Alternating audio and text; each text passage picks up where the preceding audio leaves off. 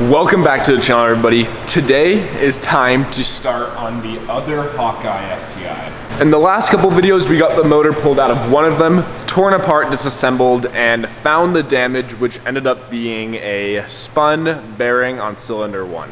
So I just have the case halves, crank, pistons, rods sitting on the shelf for right now, but it is now time to drop this car back on the floor, get it moved out of the way, and start our work on the other one. If you guys remember how crusty this engine bay was when I pulled it, it was just disgusting working on it, and you guys can tell now how dirty it is. So you can get an idea of how bad all the parts and stuff were. I forgot that I washed this engine bay because I thought this car would last longer than it did. And then it had Ringland failure, but that doesn't matter. I went ahead and just did a simple wash, and this engine bay is pretty much spotless. So working on this car should make life a million times easier.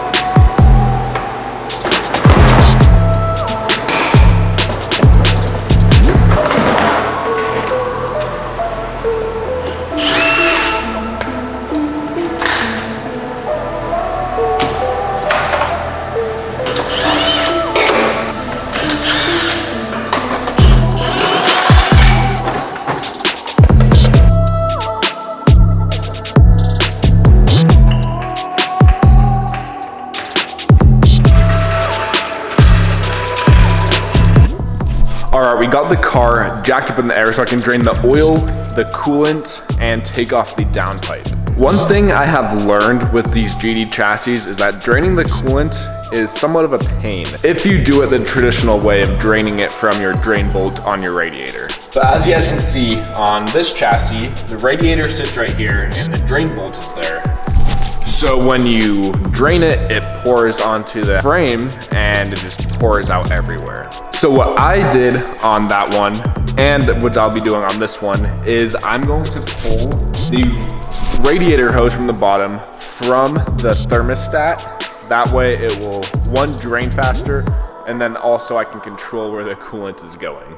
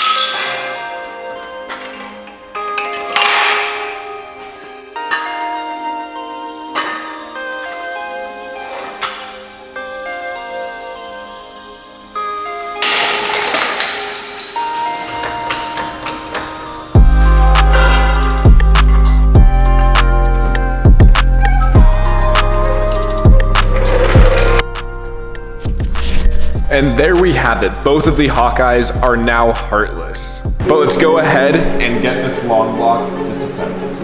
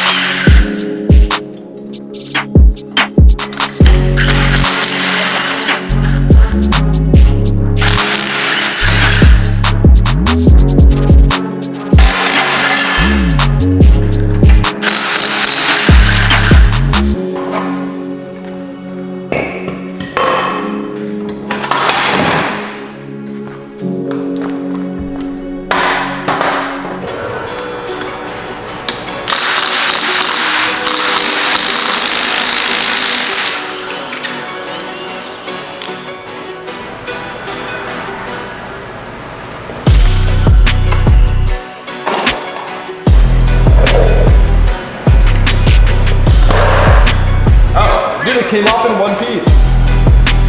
And then this, the middle one. That looks kind of loose. Yeah, I can look at the fucking... This is like the other one too. Yeah, I can literally slide this off. That ain't good. Wow. Dude, maybe it's not even, maybe it's just like bent valves if those things skip time. Maybe it's not even fucking Ringland. It's possible. Line it up. See if it's in time.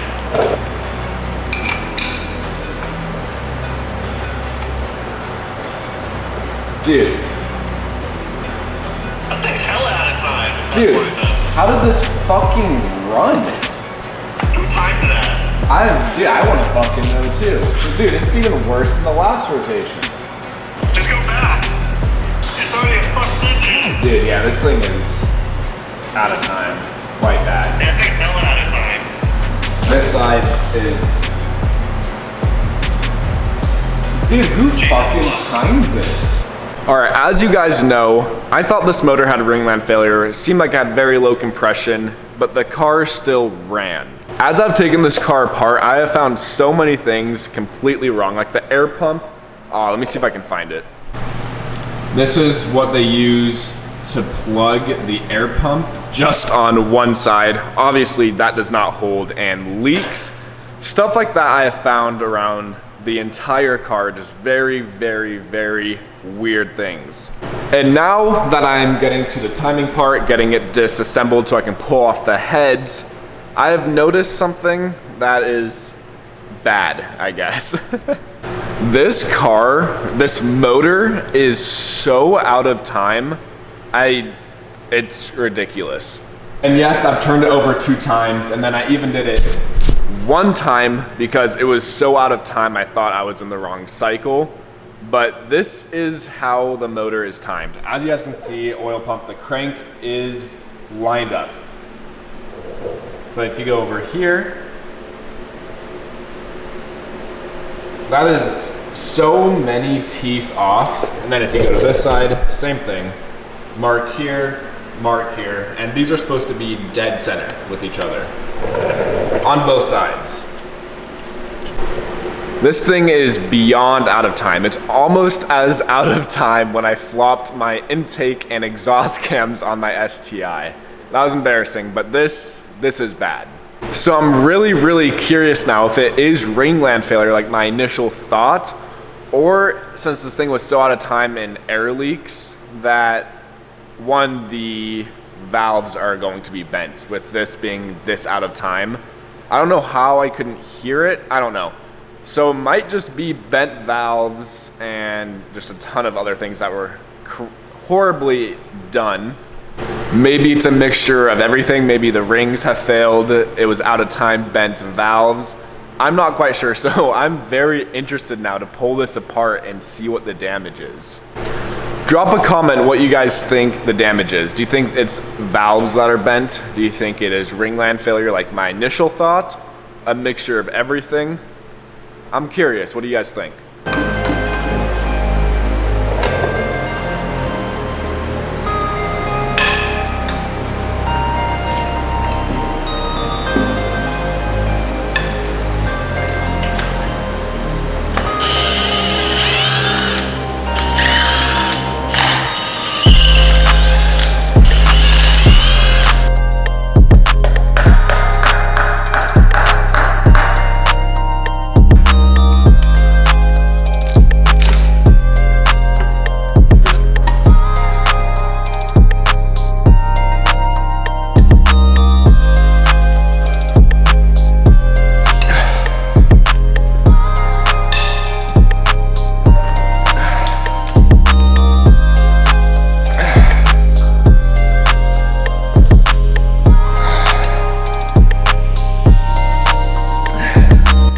Well, we struck gold a little bit. I was just untorquing the head bolts to pull the head off, and take a look. It's having a hard time focus, but there are ARP 2000s in this motor.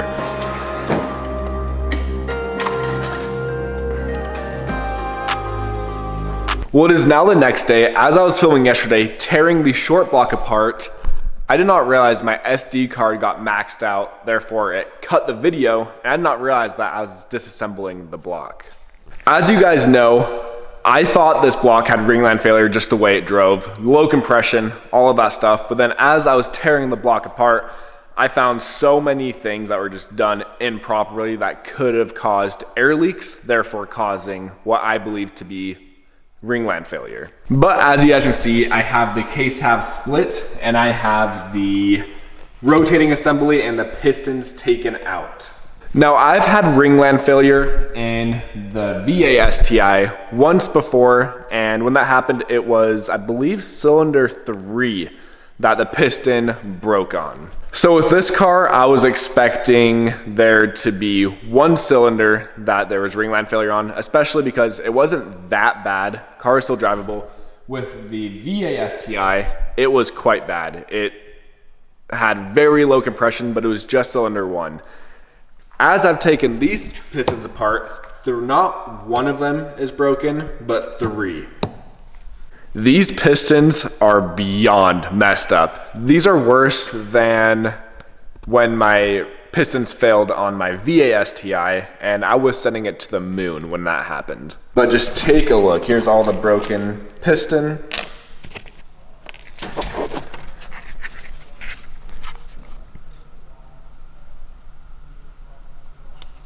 That is so messed up. Now, cylinder 2 isn't completely broken, but it does have hairline fractures on the piston itself, so this would have broke sooner than later, but it's still a broken piston. And here is cylinder 3.